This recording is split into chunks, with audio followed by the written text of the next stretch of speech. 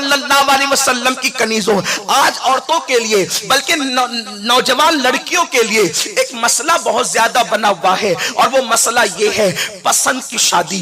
پسند کی شادی ایک بھوت سوار ہے لوگوں پر، پسند کی شادی، اور اس کو فیشن بنا دیا گیا ہے۔ لو میرج کہا جاتا ہے، کبھی روشن خیالی کہا جاتا ہے، کبھی یہ کہا جاتا ہے کہ اپنی پسند سے شوہر ڈھونڈو۔ میرے پیارے آقا صلی اللہ علیہ وسلم کی کنیزوں، میرے پاس وقت کم ہے لیکن صرف دل کا درد میری ان بہنوں تک پہنچانا چاہتا ہوں جن کو یہ بھوت سوار ہو گیا ہے کہ ہم فلمی اداکارہ کو دیکھ کر ہم بھی اپنا شوہر خود پسند کریں گے، ہم جو ہے اللہ اکبر سیریل کی اداکارہ کو دیکھ کر اپنی زندگی کا ساتھی ہم خود پسند کریں گے۔ میں زیادہ نہیں کہنا چاہتا، صرف اتنا پوچھنا چاہتا ہوں میری بہن، میں تمہیں اچھی طرح سے جانتا ہوں، جب تم عید کے موقع پر دوپٹہ اور چوڑیاں خریدنے جاتی ہو تو تم اکیلے نہیں جاتی، مجھے پورا یقین ہے ہر عورت کی فطرت ایک جیسی ہوتی ہے، میرے شہر کی عورتیں جیسی ہے، بھروچ کی عورتوں کی فطرت بھی وہی ہے، وہی فطرت احمد آباد کی عورتوں کی بھی ہے، وہی فطرت جو ہے یو پی بہار کی عورتوں کی بھی ہے۔ مجھے عورتوں کی فطرت اچھی طرح سے پتا ہے کہ جب کوئی عورت عید کے دوپٹے اور چوڑی کو خریدنے کے لیے جاتی ہے، عورت کبھی اکیلے نہیں جاتی، لڑکیاں کبھی اکیلے نہیں جاتی، ایک دو سہیلیوں کو لے کر جاتی ہے، یا کبھی اپنی ماں کو لے جاتی ہے، کبھی اپنی بڑی بہن کو لے جاتی ہے۔ یعنی عورت پسند کے معاملے میں بہت زیادہ حساس واقع ہوئی ہے۔ مجھے بتاؤ، دوپٹے سے میں چوڑی ڈھونڈنے کے لیے 3 سہیلیوں سے مشورہ کرتی ہو، کبھی ماں سے مشورہ کرتی ہو، کبھی بہن سے مشورہ کرتی ہو۔ جو چوڑیاں عید کے ایک دن پہننا ہے اس کے لیے اتنی محتاط ہو، اور جسے زندگی کا ساتھی بنانا ہے اس کے لیے بغیر مشورے کے چن لیتی ہو، جس کے ساتھ زندگی بھر رہنا ہے اس کے لیے بغیر مشورے کے چن لیتی ہو۔ مجھے بتاؤ تو صحیح، چوڑیاں چننے کے لیے تم نے اتنی توجہ کی، اتنی فکر کی، اتنے مشورے کیے، اور یاد رکھنا جو کام بغیر مشورے کے ہوتا ہے اس میں کبھی خیر نہیں ہوتی، اس میں کبھی خیر نہیں ہوتی۔ میرے پیارے آقا علیہ السلام کی کنیزوں، اچھی طرح سے یاد رکھنا، اللہ کے رسول علیہ السلام فرماتے ہیں جو مشورہ کرے وہ کبھی ذلیل نہیں ہوتا، اور جو مشورے کے بغیر کام کرے وہ تباہ ہو جاتا ہے۔ اللہ اکبر۔ اللہ نے حبیب سے فرمایا وَشَاوِرْهُمْ فِي الْأَمْرِ، اے محبوب اپنے صحابہ سے مشورہ کیا کریں۔ اسی لیے میرے آقا، حالانکہ حضور کو کسی کے مشورے کی ضرورت نہیں، لیکن اللہ کو قانون عطا کرنا تھا اپنے بندوں کے لیے، تو میرے محبوب نے جو صحابی جس میں تجربہ رکھتے تھے حضور ان سے مشورہ لیتے تھے۔ یہ حضرت سلمان فارسی ہی کا تو مشورہ تھا کہ جنگ خندق وجود میں آئی، خندق حضرت سلمان کے مشورے سے کھودی گئی۔ اسی طریقے سے اللہ اکبر، بدر کے قیدیوں کی آزادی کا معاملہ یہ صدیق اکبر کا مشورہ تھا۔ اسی طریقے سے بلکہ مقام ابراہیم کو مسلح بنانے کا مشورہ حضرت فاروق اعظم کا مشورہ تھا۔ یہ اور بات ہے، اس کی تائید میں قرآن کی آیت آ گئی وَاتَّخِذُوا مِن مَقَامِ إِبْرَاهِيمَ مُصَلًّى، لیکن ہے تو مشورہ۔ اللہ کے حبیب نماز کہاں پڑھنا ہے صاحب وحی اس کے لیے مشورہ کر رہے ہیں۔ توجہ کریں میری بہنیں، توجہ کریں، ساری دنیا کی عقلیں ایک طرف، مصطفیٰ جان رحمت کی عقل شریف ایک طرف۔ وہ اتنی عظیم ذات حرم میں مصلی کہاں بنا اس کے لیے مشورہ کریں، اور ہماری لڑکیاں 16-17 سال کی اتنی ایڈوانس کہ زندگی کا ساتھی ڈھونڈنے کے لیے کسی سے مشورے کی ضرورت نہیں، اپنی پسند سے کریں گے، اپنی پسند سے کریں گے۔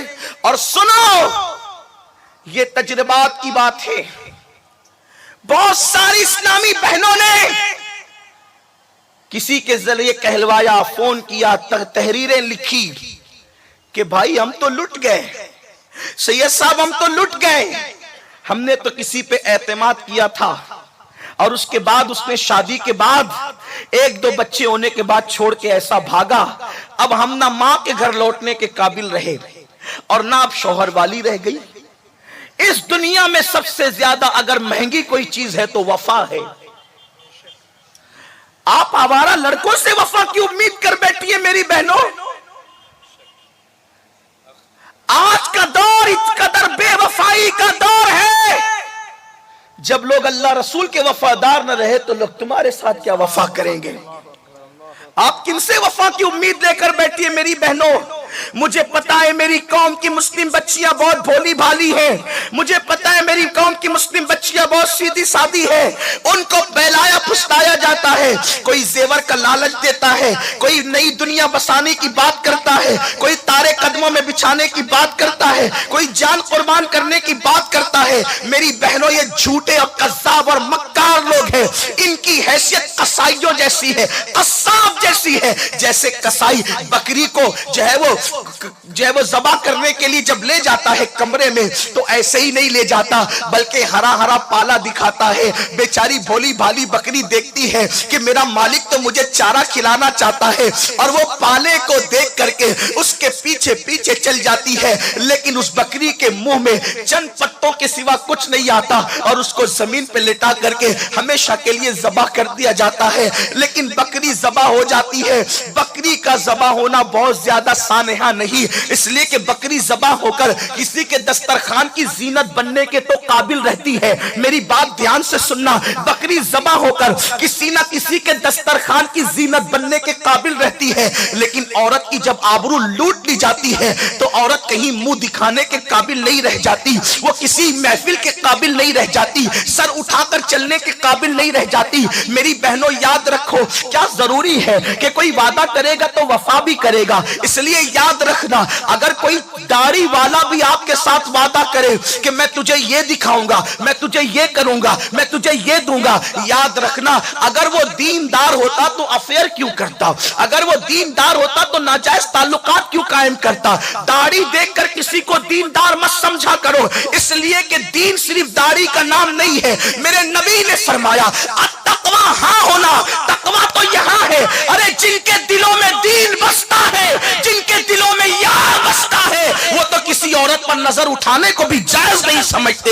اس لیے یاد رکھنا میری بہنوں، زندگی کا ساتھی دیندار ہونا چاہیے، زندگی کا ساتھی پرہیزگار ہونا چاہیے، زندگی کا ساتھی متقی ہونا چاہیے۔ یاد رکھنا اگر چوڑی میں دھوکہ کھا گئی تو چوڑیاں بدل سکتی ہو، دوپٹے میں دھوکہ کھا گئی دوپٹہ بدل سکتی ہو، مکان میں دھوکہ کھا گئی مکان بدل سکتی ہو، لیکن شوہر زندگی کا ساتھی ہے، اگر اس کے سلیکشن میں اس کو چننے میں دھوکہ کھا گئی تو یاد رکھنا پوری زندگی تباہ ہوگی، پوری زندگی برباد ہوگی۔ میری بہن سیریل کی اداکارہ کو آئیڈیل مت بنا، اس لیے کہ سیریل کی اداکارہ صرف اداکارہ ہے، اس کی کوئی شادی نہیں، اس کی کوئی شادی نہیں، اس کی پوری زندگی 3 گھنٹے کی ہے، آپ کی زندگی 3 گھنٹے کی نہیں ہے، آپ کو تو پوری زندگی جینا ہے۔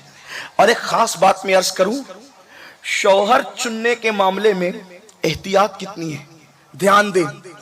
حضور نے اپنی تینوں بیٹیوں کا رشتہ اپنی مرضی سے کیا، لیکن جو سب سے چہیتی بیٹی تھی ان کا رشتہ بھی اپنی مرضی سے نہیں کیا، بلکہ میرے مالک میرے آقا شیخین تشریف لائے صدیق و فاروق ہاتھ مانگا تو حضور نے فرمایا میں منتظر ہوں کہ اللہ کا کیا حکم ہے۔ اپنی چہیتی بیٹی کے متعلق حضور خود فیصلہ نہیں کر رہے، جن کو اللہ نے موت اور زندگی کے اختیار دے رکھے ہیں، جن کو اللہ تبارک و تعالیٰ نے جنت و جہنم کے اختیار دے رکھے ہیں، جن کو اللہ نے اپنے خزانوں کی کنجیوں کا مالک بنایا ہے، حضور کہتے ہیں ابو بکر میں انتظار میں ہوں کہ میرا اللہ کیا کہتا ہے۔ کیوں؟ اس لیے کہ چننے کے معاملے میں جتنی بڑی ہستی شامل رہے گی اتنی زیادہ برکتیں اس میں موجود رہے گی۔ اور اللہ سے بڑی ذات کس کی ہے؟ اللہ سے بڑی ذات کس کی ہے؟ میرے پیارے آقا صلی اللہ علیہ وسلم کی کنیزوں، اس لیے اپنی مرضی سے فیصلہ مت کرو۔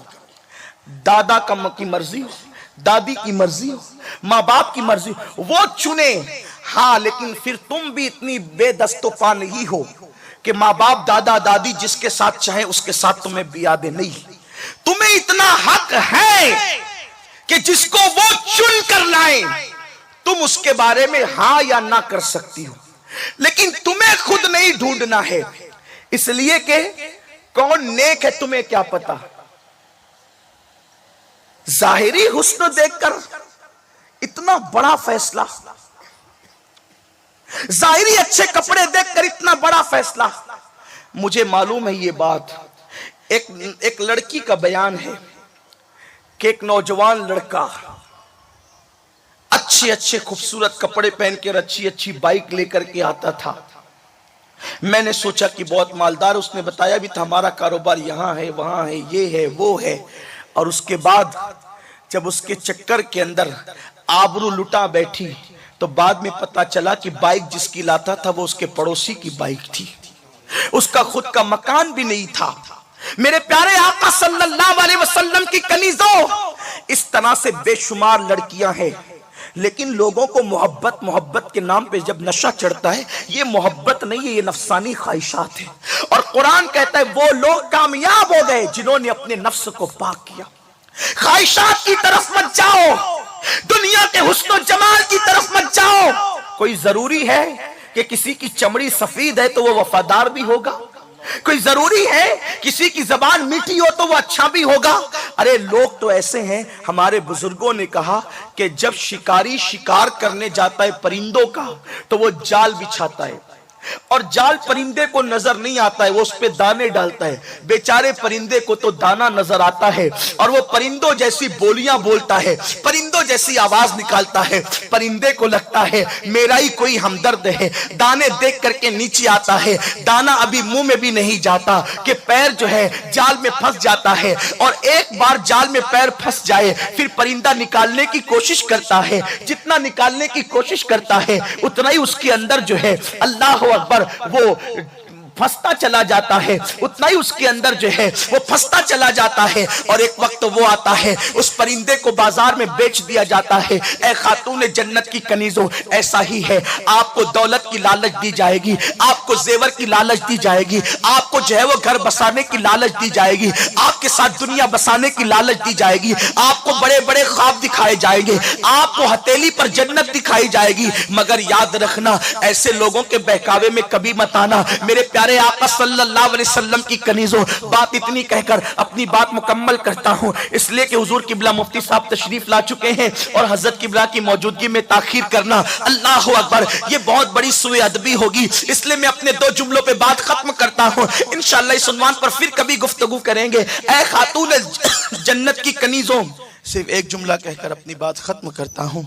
پسند کی شادی کرنے والی میری بہنوں سے گزارش ہے کہ جو آپ کے ساتھ پسند کی شادی کی بات کرتا ہے تو وہ ضرور اپنے ماں باپ کو چھوڑ کر آپ کے ساتھ شادی کرنا چاہتا ہے.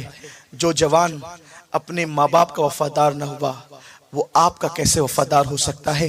جس ماں نے دودھ پلایا جب وہ آپ کے لیے اس کو چھوڑ سکتا ہے، جس ماں نے 9 مہینے تک اپنے پیٹ میں رکھا جب وہ باغی اور غدار اپنے ماں باپ کے ساتھ، ایسی ماں کے ساتھ جس نے انگلی پکڑ کر چلنا سکھایا، جس نے بولنا سکھایا، جس نے اپنے منہ کے لقمے اس کے حلق کے اندر ڈالے، جس نے سردیوں کے اندر اس کے پیشاب پہ خود سو کر کے اس کو سوکھے میں سلایا، جب وہ نوجوان آپ کے حسن کی وجہ سے آپ کی ماں کے ساتھ اس کی اپنی ماں کے ساتھ وہ غداری اور بغاوت کر رہا ہے، اپنے محنتی باپ کے ساتھ غداری اور بغاوت کر رہا ہے، تو آپ کا حسن دیکھ کر جو اپنے ماں باپ سے بغاوت کر سکتا ہے، اگر آپ سے زیادہ خوبصورت لڑکی کوئی نظر آ گئی تو وہ آپ کے ساتھ بھی ایسے ہی بغاوت کرے گا.